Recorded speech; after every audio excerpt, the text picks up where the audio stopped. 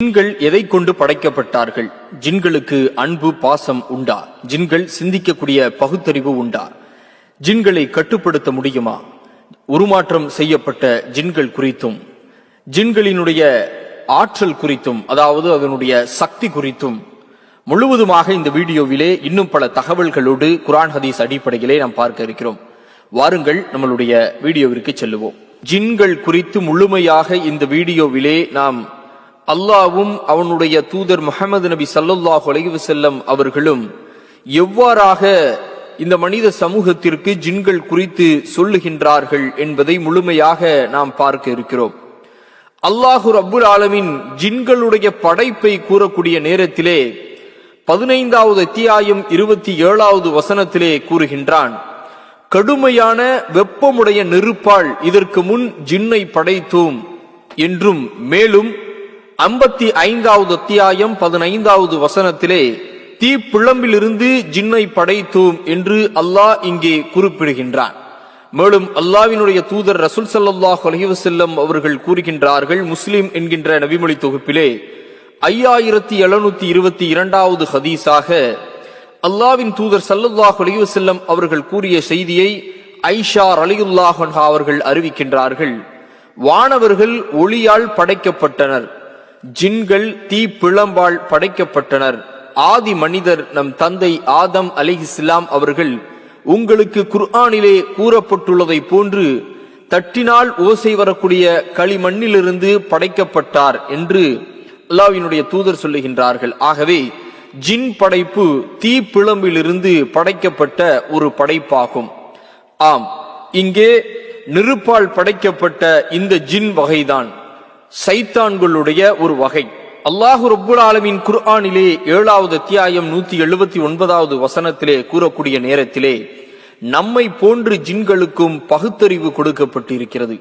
அவர்கள் இது நல்லது இது கெட்டது என்று நல்லுணர்வு பெற வேண்டும் என்பதற்காக அல்லாஹ் கூறுகின்றான், நிச்சயமாக நாம் ஜின்களிலும் மனிதர்களிலும் அநேகரை நரகத்திற்கென்றே படைத்துள்ளோம். அவர்களுக்கு இருதயங்கள் இருக்கின்றன, ஆனால் அவற்றை கொண்டு அவர்கள் நல்லுணர்வு பெறமாட்டார்கள்.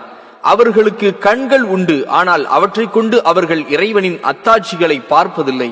அவர்களுக்கு காதுகள் உண்டு, ஆனால் அவற்றை கொண்டு அவர்கள் நற்போதனையை கேட்க மாட்டார்கள். இத்தகையோர் கால்நடைகளை போன்றவர்கள் இல்லை, அவற்றை விடவும் வழிகேடர்கள். இவர்கள்தாம் நம் வசனங்களை அலட்சியம் செய்பவர்களாவார்கள் என்று அல்லாஹ் இங்கே கூறுகின்றான். ஆக மனிதர்களை போன்று ஜின்களுக்கும் இதயம் இருப்பதாகவும் கண்கள் இருப்பதாகவும் கேட்பதற்கு காதுகள் இருப்பதாகவும் அல்லாஹு ரப்புல் ஆலமீன் 7வது அத்தியாயம் 179வது வசனங்களிலே குறிப்பிடுகிறான். அல்லாஹ்வினுடைய தூதர் நபிகள் நாயகம் ஸல்லல்லாஹு அலைஹி வஸல்லம் அவர்கள் சொல்லக்கூடிய செய்தி அஹ்மத் என்கின்ற நபிமொழி தொகுப்பிலே 3085வது ஹதீஸாகவும், தப்ரானி என்கின்ற நபிமொழி தொகுப்பிலே 4364வது ஹதீஸாகவும் ஜின்கள் சிலர் பாம்புகளாக உருமாற்றப்பட்டுள்ளனர் என்று நபிகள் நாயகம் கூறுகின்றார்கள். ஆகவே எல்லா பாம்புகளும் ஜின்கள் அல்ல, சில ஜின்களாக இருக்கும் என்று நபிகள் நாயகம் ஸல்லல்லாஹு அலைஹி வஸல்லம் அவர்களுடைய ஒரு சம்பவத்திலே ஒரு ஹதீஸ் இருக்கின்றது. அதை நாம் படித்தால் தெரிந்து கொள்ளலாம். அந்த செய்தி முஸ்லிம் என்கின்ற நபிமொழி தொகுப்பிலே 4502வது ஹதீஸாக இடம்பெறுகின்றது. வாய்ப்புள்ளவர்கள் முஸ்லிமை திருப்பி அதை பார்த்து கொள்ளலாம்.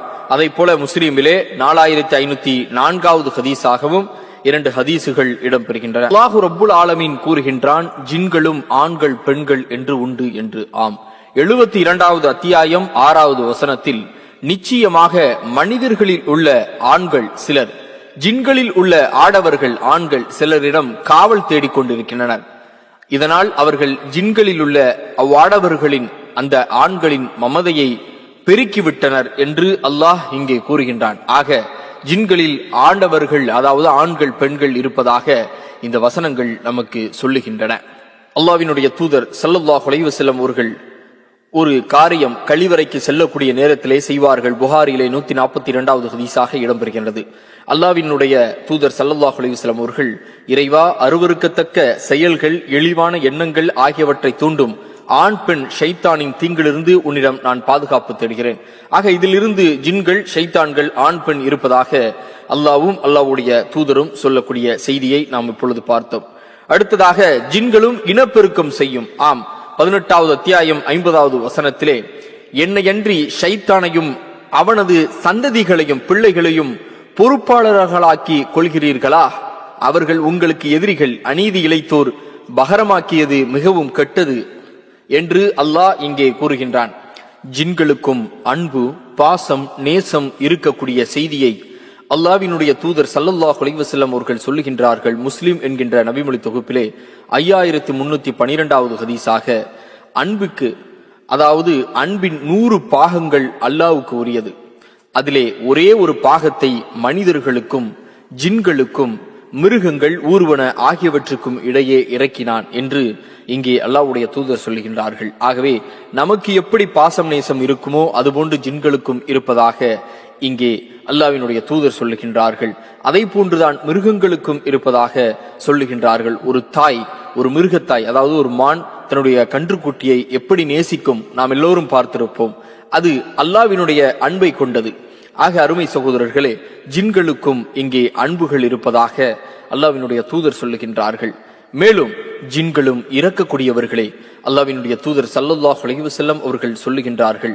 புகாரி என்கின்ற நபிமொழி தொகுப்பிலே 7383வது ஹதீஸாக நபிகள் நாயகம் ஸல்லல்லாஹு அலைஹி வஸல்லம் அவர்கள் ஒரு பிரார்த்தனை ஒன்றை செய்தார்கள். இறைவா, உன் கண்ணியத்தின் பெயரால் பாதுகாப்பு கோருகிறேன்.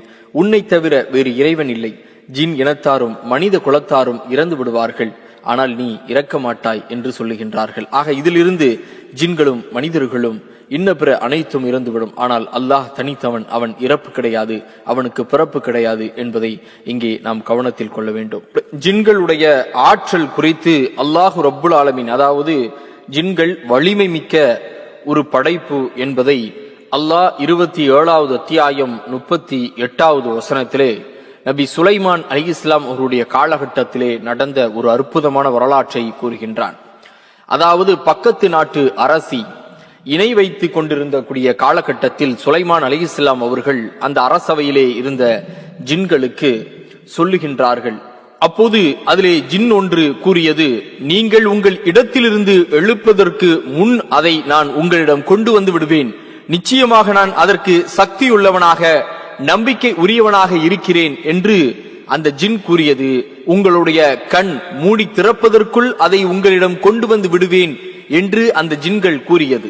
ஆக அந்த ஜின்களும் சுலைமான் அலைஹிஸ்ஸலாம் அவர்கள் எழுவதற்கு முன்பாகவே அந்த சிம்மாசனத்தை, அந்த ராணியினுடைய சிம்மாசனத்தை அந்த பக்கத்து ஊரிலே இருந்து இங்கே கொண்டு வந்தக்கூடிய ஆற்றலை அல்லாஹ் வர்ணித்து பேசுகின்றான் திரு குர்ஆனிலே.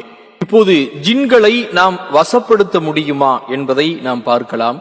அல்லாஹு ரப்புல் ஆலமீன் குர்ஆனிலே 38வது அத்தியாயம் 35வது வசனத்திலே சுலைமான் அலைஹிஸ்ஸலாம் அவர்கள் கேட்ட ஒரு பிரார்த்தனையை இங்கே கூறுகின்றான். என் இறைவனே, என்னை மன்னித்தருள்வாயாக, அன்றியும் பின்னர் எவருமே அடைய முடியாத ஓர் அரசாங்கத்தை எனக்கு நீ கொடை அளிப்பாயாக. நிச்சயமாக நீ மாபெரும் கொடையாளி ஆவாய் என்று கூறினார். ஆகவே நாம் அவருக்கு காற்றை வசப்படுத்தி கொடுத்தோம். அது அவருடைய கட்டளைப்படி அவர் நாடிய இடங்களுக்கெல்லாம் இலகுவாக அவரை சுமந்து சென்று கொண்டிருந்தது. மேலும் ஜின்களை நாம் வசப்படுத்தி கொடுத்தோம். இப்படியாக சுலைமான் அலைஹிஸ்ஸலாம் அவர்கள் யாருக்கும் இதற்கு பிறகு கிடைக்காத ஒரு அரசாங்கத்தை எனக்கு இறைவானி தாய் என்று கேட்டபோது அவ்வாறே நாம் செய்தோம் அவருக்கு என்று அல்லாஹ் இங்கே சொல்லி முடிக்கிறான்.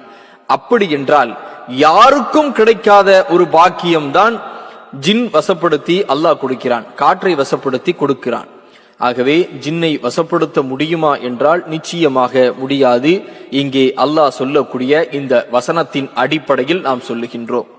அந்த வசனத்தை முழுவதுமாக பார்ப்பதற்கு அல் குர்ஆனிலே 38வது அத்தியாயம் 35வது வசனத்தில் இருந்து நீங்கள் 39வது வசனம் வரைக்கும் படித்தால் நிச்சயமாக தெரியும். அல்லது நபி சுலைமான் அலைஹிஸ்ஸலாம் அவர்களுடைய வரலாற்றை நீங்கள் பார்த்தால், படித்தால் நிச்சயமாக அது குறித்து உங்களுக்கு தெரியும். அதை போல முஹம்மது ஸல்லல்லாஹு அலைஹி வஸல்லம் அவர்களுக்கு ஒரு நாள் தொழுகையிலே ஜின் இடையூறு செய்த போது அந்த ஜின்னை அவர்கள் கட்டி வைத்தார்கள். இந்த செய்தி புகாரியிலே 461வது ஹதீஸாக இடம்பெறுகிறது. அப்போது அந்த ஜின்னை கட்டி வைத்த போது பிறகு கொஞ்ச நேரத்திலே அவிழ்த்து விட்டார்கள். நபித்தோழர்கள் எல்லாம் என்ன ஆயிற்று என்று கேட்டபோது, ஒரு ஜின் நேற்றிரவு நான் தொழுது கொண்டிருக்கக்கூடிய நேரத்திலே எனக்கு